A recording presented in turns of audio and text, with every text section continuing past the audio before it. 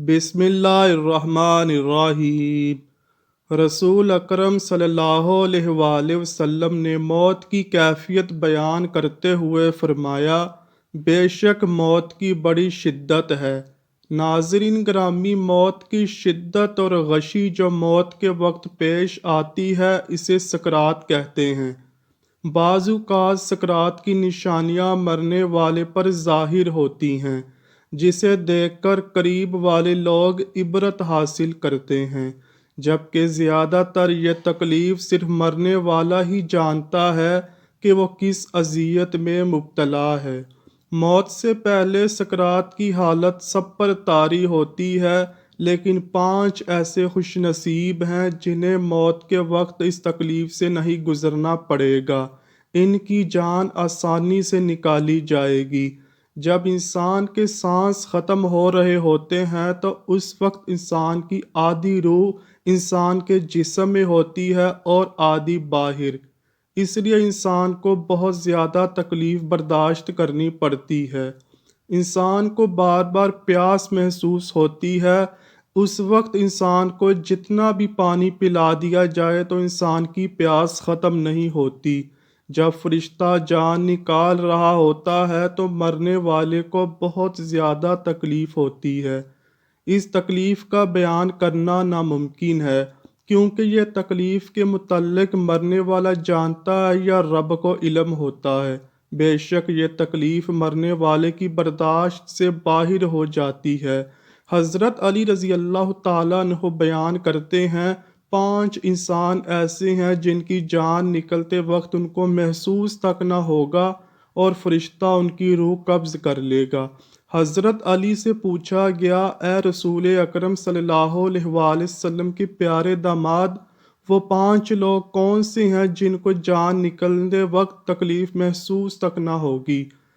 سیدنا علی رضی اللہ تعالیٰ عنہ نے فرمایا کہ سب سے پہلا وہ شخص ہے جو صدقہ خیرات باقاعدگی سے کرتا ہے۔ صدقہ کرنے والے کی روح ایسے قبض کی جائے گی کہ اس کو علم تک نہ ہوگا، یعنی ایسا انسان جو اپنے مال و دولت کو صدقہ اللہ تعالیٰ اور نبی اکرم صلی اللہ علیہ وآلہ وسلم کی رضا حاصل کرنے کے لیے کرتا ہے۔ اس سے مراد یہ ہے کہ صدقہ اس طرح کرے کہ کسی کو علم تک نہ ہو کہ اس نے اللہ کی راہ میں کسی دوسرے بھائی کی مدد کی ہے۔ ایسے بندے کو بھی موت کے وقت تھوڑی سی بھی تکلیف نہیں ہوگی اور اس کی جان تکلیف کے بغیر قبض کر لی جائے گی۔ دوسرا انسان وہ ہے جو اپنے والدین کی موت کے بعد والدین کی وراثت سے اپنی بہنوں کا حق دینے میں جلدی کرتا ہے، ان کا حق مرنے نہیں دیتا۔ ایسا بھی دیکھنے میں آیا ہے کہ والدین کے مرنے کے بعد بھائی بہنوں کو یہ تسلی دے دیتے ہیں کہ ہم آپ کو شادی کے وقت جہیز وغیرہ دے دیں گے۔ یہ بات سراسر غلط ہے، کیونکہ اسلام میں جہیز دینا فرض نہیں ہے۔ جہیز دینا تو یہودیوں کی پیدا کی گئی رسم ہے۔ اس سے ظاہر ہوا کہ بہنوں کو جہیز دینا فرض نہیں ہے۔ بہنوں کو اپنے والدین کی وراثت سے اس کا وراثتی حق دینا فرض ہے۔ کچھ لوگ اپنی بہنوں کو وراثت میں حصہ نہیں دیتے، وہ خود ہی سارے حصے کے مالک بن جاتے ہیں۔ اگر بھائی ایسا کرتے ہیں تو ان کو آخرت میں اس کا حساب دینا ہوگا، جو کہ دنیا میں حصہ دینے سے تو بھائی بچ جائیں گے، لیکن آخرت میں ان کی بخشش نہیں ہوگی۔ حدیثوں میں بہنوں کے حق کے بارے میں بڑی تفصیل کے ساتھ بیان کیا گیا ہے۔ حضرت سعید بن زید رضی اللہ تعالیٰ عنہ سے مروی ہے کہ نبی اکرم صلی اللہ علیہ وآلہ وسلم نے فرمایا کہ کوئی انسان تھوڑی سی زمین بھی کسی انسان سے ظلم و ستم سے چھینے گا تو قیامت کے دن 7 آسمانوں سے اتنی ہی زمین میں اس انسان کے گلے میں توق بنا کر ڈالی جائے گی۔ ایک اور حدیث حضرت انس رضی اللہ تعالیٰ عنہ سے مروی ہے کہ نبی اکرم صلی اللہ علیہ وآلہ وسلم نے فرمایا، کوئی انسان تھوڑی سی زمین بھی کسی انسان سے ظلم و ستم سے چھینے گا تو قیامت کے روز 7 آسمانوں سے اتنی ہی زمین میں اس انسان کے گلے میں توق بنا کر ڈالی جائے گی۔ ایک اور حدیث حضرت انس رضی اللہ تعالیٰ عنہ سے مروی ہے کہ نبی اکرم صلی اللہ علیہ وآلہ وسلم نے فرمایا، جو انسان اپنے بہن بھائی کی وراثت میں ہیرا پھیری کرے گا تو اللہ تعالیٰ قیامت کے دن اس کی جنت سے میراث ختم کر دے گا۔ یہی وجہ ہے کہ جہیز کی لعنت ایسی لعنت ہے، جس طرح یہودیوں کی عورتوں کو بغیر جہیز کے کوئی قبول نہیں کرتا، آج اسلام میں وہی رسموں نے جنم لے لیا ہے۔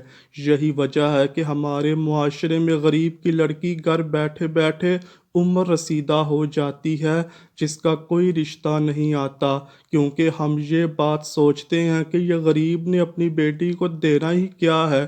اس لیے کہا گیا ہے کہ بہنوں کو جہیز دینا فرض نہیں ہے، بہنوں کو اس کے والدین کی وراثت سے حصہ دینا لازمی قرار دیا گیا ہے۔ اس لیے فرمایا گیا، جو بندہ اپنی بہنوں کو وراثت میں حصہ دینے میں جلدی کرتا ہے تو اللہ تعالیٰ اس بندے کی روح ایسے قبض کر لیتا ہے کہ اس کو محسوس تک نہیں ہوتا۔ ایک روایت میں ہے کہ ایک عورت کے بھائی کا انتقال ہو گیا، اس نے کہا مجھے بھی میرے بھائی کی قبر پر لے کر جایا جائے۔ اس کے بار بار ضد کرنے پر اس کو بھی قبر پر لایا گیا۔ اس عورت کی آنکھوں کے سامنے اس کے بھائی کو قبر میں اتار کر دفن کر دیا گیا۔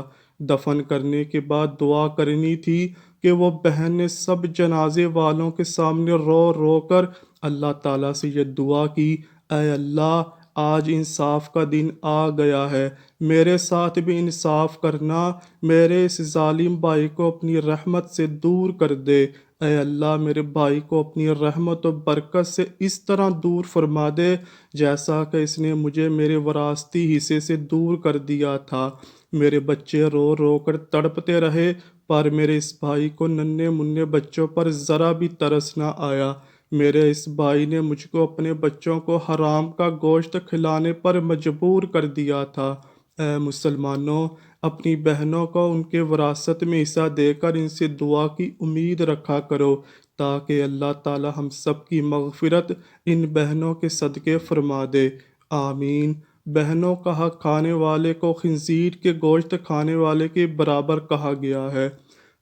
حضرت سیدنا علی رضی اللہ تعالیٰ عنہ نے فرمایا، جو انسان اپنے بہن بھائیوں، والدین اور بیوی بچوں کے ساتھ نرمی سے پیش آتا ہے، ان کے ہر دکھ درد میں شامل ہوتا ہے، اپنی فیملی کو حق حلال کی روزی کما کر کھلاتا ہے، اس کی بھی روح قبض کرتے وقت اس کو ذرا برابر بھی تکلیف کا سامنا نہیں کرنا پڑے گا۔ بزرگوں کا کہنا ہے کہ جب گھر میں رزق کی تنگی آنے لگے تو اپنی بیوی بچوں کو کھانے پینے کی چیزیں وافر مقدار میں لا کر دو۔ اپنی بیوی بچوں کو کھانا پلانا پہنانا بھی صدقہ ہے۔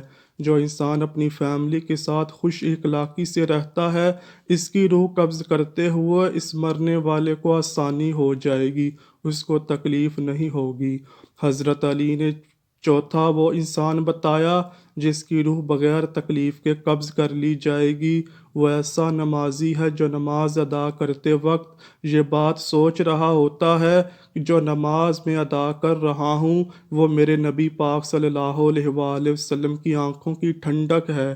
نماز دین کا ستون ہے، نماز انسان کی بخشش کا ذریعہ ہے، نماز مومن کی معراج ہے، نماز ہی ہے جو مسلمانوں اور کافروں میں فرق محسوس کرواتی ہے۔